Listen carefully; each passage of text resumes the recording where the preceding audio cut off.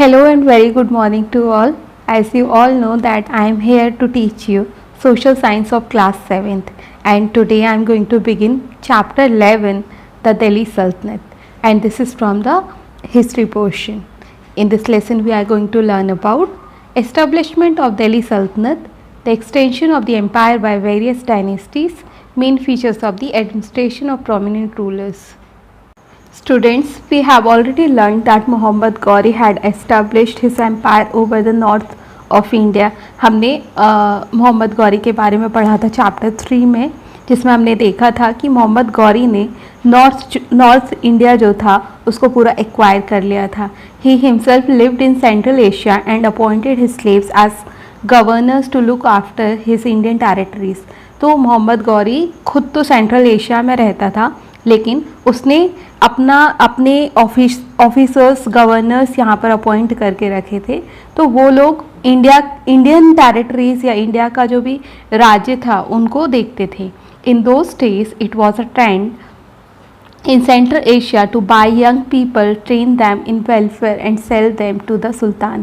और उस समय पे एक प्रथा चल रही थी सेंट्रल एशिया में कि लोग यंग लोग जो रहते थे लड़कों को ख़रीद लेते थे, उनको ट्रेनिंग देते थे और उसके बाद में उनको युद्ध लड़ने की ट्रेनिंग देते थे और उसके बाद में सुल्तान को बेच देते थे. They were known as sultan slave, और उनको सुल्तान का स्लेव कहा जाता था, या हम कह सकते हैं उनको सुल्तान का गुलाम कहा जाता था. Qutubuddin Aibak was one such slave who was made the governor of the north western territory of India. तो उन्हीं गुलामों में से एक गुलाम था जो बहुत फेमस हुआ, जिसका नाम था कुतुबुद्दीन ऐबक, और वो नॉर्थ वेस्टर्न टेरिटरी जो थी इंडिया की वहाँ का गवर्नर था. After the death of Mohammad Ghori, Aibak established an independent kingdom with his capital at Lahore.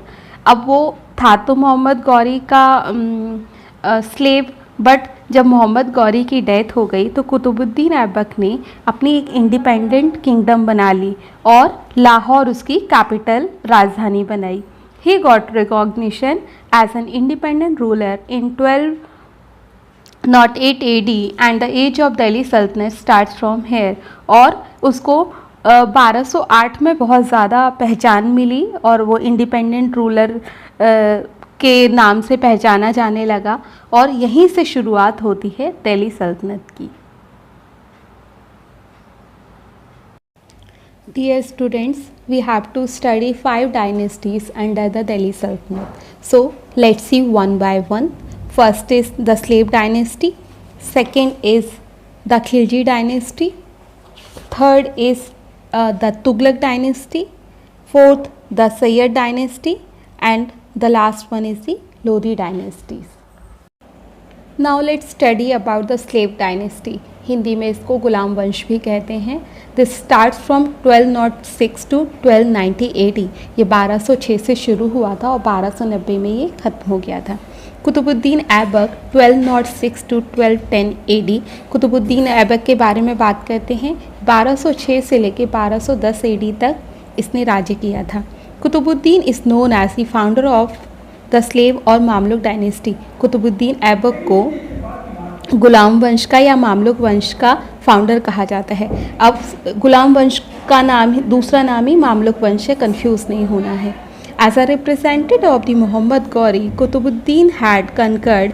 अब ये मोहम्मद गौरी का रिप्रेजेंटेटिव था, या वी कैन से कि ये उसका पर्सन था. एंड उसने क्या किया, ही कनकर्ड, उसने बहुत सारे राज्यों को जीता, जैसे हंसी, अजमेर, दिल्ली, मेरठ, बुलंदशाह, कन्नौज, अलीगढ़, रणथंबोर एंड गुजरात. तो ये सारे जो राज्य थे इसको कुतुबुद्दीन ऐबक ने जीत लिया. As a sultan he protected his empire from Aldauz the ruler of Ghazni through diplomatic efforts. और क्योंकि ये सुल्तान था अपने एम्पायर का, तो अपने एम्पायर को प्रोटेक्ट करने के लिए इसने अल-दौज जो गजनी का रूलर था उससे डिप्लोमेटिक एफर्ट्स, मतलब कि उससे एक फ्रेंडली रिलेशनशिप बनाते हुए उसने अपने एम्पायर को प्रोटेक्ट करके रखा. He destroyed the rising powers of the ruler of Sindh Qubacha. और उसने जो सिंध और कुबाचा एरिया में जो पावर्स राइज कर रहे थे या बहुत ज़्यादा ग्रोथ कर रहे थे जो राज्य, उनको उसने क्या किया, पूरा डिस्ट्रॉय कर दिया।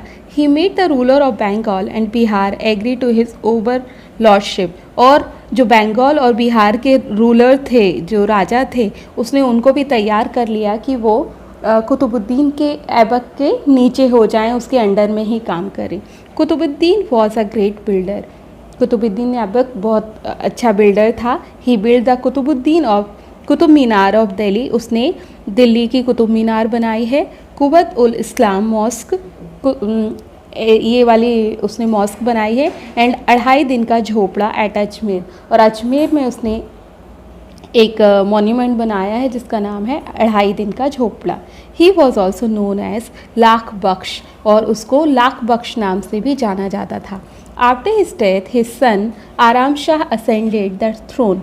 अब कुतुबुद्दीन ऐबक की डेथ हो गई, और उसके बाद में उसका जो बेटा था आराम शाह, वो उसके गद्दी पर बैठा। But he was incapable and inefficient. The people of Delhi, with the advice of the main Qazi, appointed Qutbuddin's son-in-law Iltutmish as the next sultan.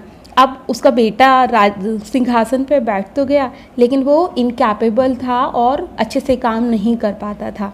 तो अब जो दिल्ली के उस राज्य के जो लोग थे, उन्होंने एक दूसरे से सलाह करी, और अब उन्होंने क्या किया कि किसी और पर्सन को उस कुर्सी पे बिठा दिया। वो पर्सन था कुतुबुद्दीन का सन इन लॉ या उनका दामाद, जिसका नाम इल्तुतमिश था। तो इल्तुतमिश अब नेक्स्ट सुल्तान बन गए यहाँ के। आराम Shah was executed and Iltutmish became the sultan of Delhi. अब आराम शाह को हटा दिया गया और इल्तुतमिश जो थे वो दिल्ली का सुल्तान बन गया था। कुतुबुद्दीन ऐबक की डेथ के बाद में उनका जो सन इन लॉ था जिसका नाम था इल्तुतमिश, अब वो राजगद्दी पर बैठ गया था और वो राज्य को संभाल रहा था। उसने 1211 से 1236 AD के बीच में राज्य किया। Iltutmish is the known as the real founder of the Turkish kingdom in north India. Iltutmish को कहा जाता है कि एक्चुअल रियल फाउंडर जो था नॉर्थ इंडिया में तुर्किश डायनेस्टी को लाने वाला, तुर्किश किंगडम को एस्टेब्लिश करने वाला, वो इल्तुतमिश ही था। He had to face internal as well as external rebellion after ascending the throne. और जब वो अपनी कुर्सी पर बैठा, राजा बना, तो उसको बहुत सारी प्रॉब्लम्स को फेस करना पड़ा। उसको internal as well as external rebellion मतलब कि राजद्रोह, जो लोग अपने ही राज्य में विद्रोह कर देते हैं वे कहलाते हैं रिबेलियन। तो उसके ही राज्य के लोग उसका विद्रोह कर रहे थे और बाहर के लोग तो करते ही हैं। He suppressed the revolts of stubborn amirs like Qubacha, Aldauz and rulers of Bengal. लेकिन ये सब होने के बाद भी बहुत सारे लोगों ने रिवॉल्ट किया था। रिवॉल्ट मतलब कि विद्रोह कर दिया था। जैसे कुबाचा के अमीर थे, अल्दौजा थे और बंगाल के कुछ राजा थे, तो उसने उन सबका जो विद्रोह था उसको दबा दिया था। He suppress the rising power of the rulers of Jalore and Ranthambore who had become independent rulers after the death of Qutubuddin Aibak. और इसके अलावा उसने जालोर और रणथंबोर के जो रूलर्स थे, जो राजा थे, उनके विद्रोह को भी दबा दिया था। ये लोग क्या है कि कुतुबुद्दीन ऐबक की डेथ के बाद में ये लोग इंडिपेंडेंट रूलर्स बन गए थे और विद्रोह कर रहे थे, तो कुतुबुद्दीन ऐबक ने उनको भी दबा दिया, सप्रेस कर दिया। He protected the kingdom from the attack of Mongols, और इल्तुतमिश ने मंगोल्स के अटैक से भी अपने किंगडम को प्रोटेक्ट करके रखा। ही डाइड इन 1236 AD, और उसके बाद 1236 AD में उसकी डेथ हो गई। Iltutmish introduce silver coins called टंका। अब इल्तुतमिश ने क्या इंपॉर्टेंट काम करे हैं, उसने सिल्वर कॉइन्स को इंट्रोड्यूस किया था। सिल्वर कॉइन्स, चांदी के सिक्के चलाए थे जिनको कहा जाता था टंका। In 1229 AD, Iltutmish won the sympathies of Muslims by getting his claim to the throne approved by the Khalifa of Baghdad।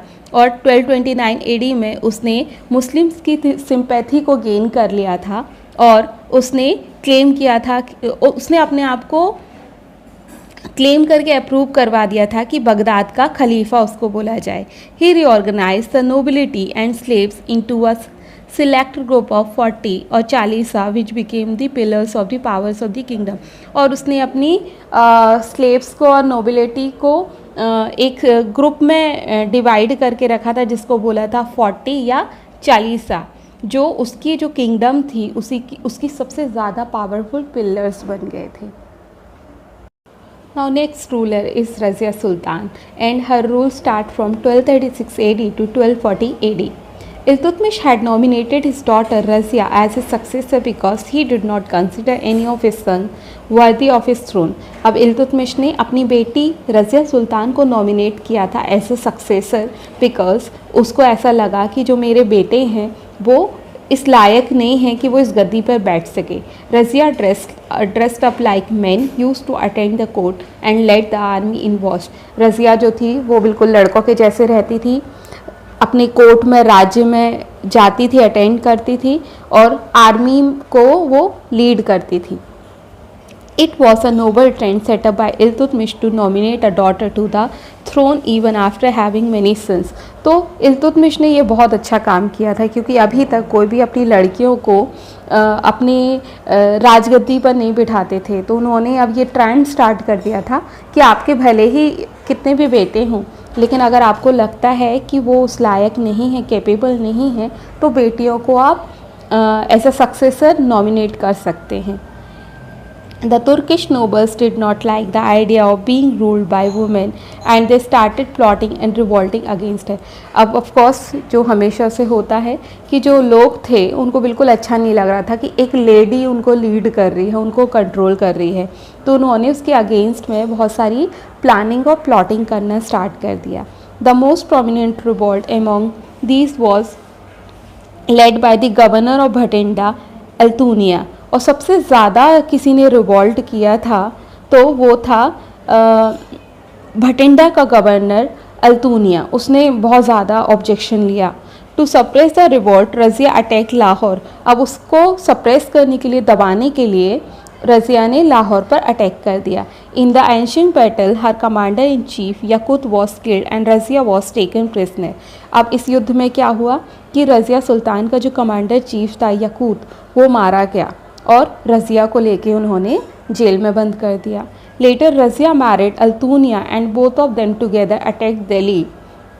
अब क्या हुआ कि अब उसको उनने प्रिजनर बना लिया, जेल के अंदर डाल दिया। बाद में कुछ ऐसा हुआ कि रज़िया सुल्तान और अल्तूनिया की शादी हो गई और उसके बाद उन दोनों ने मिलके दिल्ली पर अटैक किया। In which Razia was defeated and later killed. और इसी युद्ध के दौरान रज़िया हार गई थी और उसके बाद में फिर मारी भी गई थी। After Razia Bahram Shah 1240 to 42 AD, Alauddin 1240 to 46 AD, Nasiruddin Mahmud 1246 to 65 became sultan, but they were all incompetent। अब रज़िया सुल्तान की डेथ के बाद में बहराम शाह बने राजा, उसके बाद में अलाउद्दीन बने, देन नसरुद्दीन महमूद बने। ये सब सुल्तान बने, लेकिन ये सब बहुत इनकम्पिटेंट थे, मतलब ये लोग अच्छे से काम नहीं संभाल पा रहे थे। नाउ स्लेव डायनेस्टी में रज़िया सुल्तान के बाद नेक्स्ट जो कैपेबल रूलर था वो था बलबन। 1266 से 1286 AD तक उसने रूल किया। By this time the group of 40 amirs became very powerful. अब इस टाइम पर जो 40 अमीर्स का जो ग्रुप था वो बहुत पावरफुल बन गया था। In 1246 AD this group appointed Nasiruddin Mahmud the grandson of Iltutmish as a sultan. अब इस टाइम पे इल्तुतमिश का जो ग्रैंडसन था जिसका नाम था नसरुद्दीन महमूद, इसको इस ग्रुप का सुल्तान अपॉइंट किया गया। Mahmud appointed Balban as his वज़ीर और महमूद ने बलबन को अपना वज़ीर अपॉइंट किया। Mahmud died childless and Balban appointed himself as a sultan of Delhi. अब महमूद की डेथ हो गई, उसका कोई बेटा नहीं था, इसी वजह से बलबन ने अपने आप को दिल्ली का सुल्तान अपॉइंट कर लिया।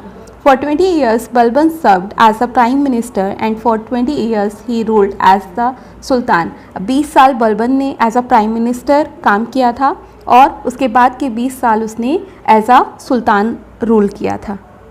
Immediately after becoming the Sultan, Balban boldly crushed the power of the 40 because he believed in the absolute power and prestige of the Sultan.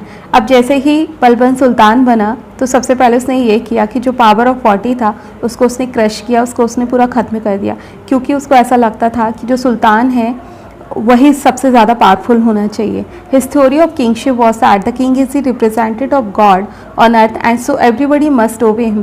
तो उसकी ये थ्योरी थी कि जो राजा है, जो किंग है, वो एक्चुअली इस धरती पर भगवान का ही एक रूप है, तो बाकी के जो भी लोग हैं उनको उसको ओबे करना ही पड़ेगा. Those who came to see him be it nobles और the common people had to do sajda in his presence. They had to kneel and touch the ground with their forehead in salutation to the sultan. अब जो भी उसके राज्य में लोग आते थे, वो उसके राज्य के मेंबर्स रहें या बाहर से कोई आए, तो उनको उसको सिजदा करना पड़ता था. सिजदा मतलब कि उनको अपने घुटने के बल झुकना पड़ेगा और अपने सर को ज़मीन पे टच करके इसको सैल्यूटेशन देना पड़ेगा. Balban punish the rebellious people mercilessly. अब बलबन जो भी रिबेलियस लोग थे या जो भी रिबेल करते थे तो उनको बहुत मर्सीलेसली मतलब बिना दया किए उनको पनिशमेंट देता था. Balban adopted a very stern policy which is generally known as the policy of blood and iron. और उसने एक बहुत ही स्ट्रिक्ट पॉलिसी को अडॉप्ट किया हुआ था जिस पॉलिसी को कहते हैं ब्लड एंड आयरन पॉलिसी.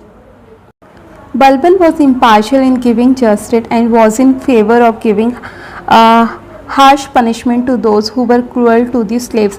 अब बलबन बिल्कुल निष्पक्ष भाव से जस्टिस देता था, न्याय देता था, और वो बहुत ही हार्श, बहुत कड़ा पनिशमेंट उन लोगों को देता था जो लोग अपने स्लेव्स के साथ या गुलामों के साथ में क्रूअल बिहेवियर करते थे. He organised a powerful army and established a vigilance squad, repaired old forts and built new ones. उसने बहुत ही एक पावरफुल आर्मी को एस्टेब्लिश किया, एक विजिलेंस स्क्वाड को एस्टेब्लिश किया, एंड वो जो भी पुराने किले थे उनको रिपेयर किया और नए किलों को उसने बनाया. He cleared the forest around Delhi and build security walls with check post. और जो भी दिल्ली के आसपास का जो जंगल था उसने उसको क्लियर कर दिया, ख़त्म कर दिया, और वहाँ पे सिक्योरिटी वॉल्स बना दिए चेक पोस्ट के साथ में. In this way he protected the kingdom from the attacks of Mongols and the Mewatis and other hazards. और इसी तरीके से जो उसने दीवार बनाई थी उससे उस तरीके से उसने अपनी किंगडम को प्रोटेक्ट किया, जिससे कि मंगोल्स वहाँ पर अटैक नहीं कर पाए, मेवातीस अटैक नहीं कर पाए, और जो भी और हैज़ार्ड्स होते, जो भी अदर दूसरे नुकसान हो सकते हैं, उन सब से उसने अपनी किंगडम को हमेशा प्रोटेक्ट करके रखा. So friends, it was all for today's class. I hope you enjoyed video. अगर आपने अभी तक मेरा चैनल सब्सक्राइब नहीं किया है तो जल्दी से सब्सक्राइब कर दीजिए और वीडियो को लाइक भी कर दीजिए. मिलते हैं नेक्स्ट वीडियो में. Thank you, bye and take care.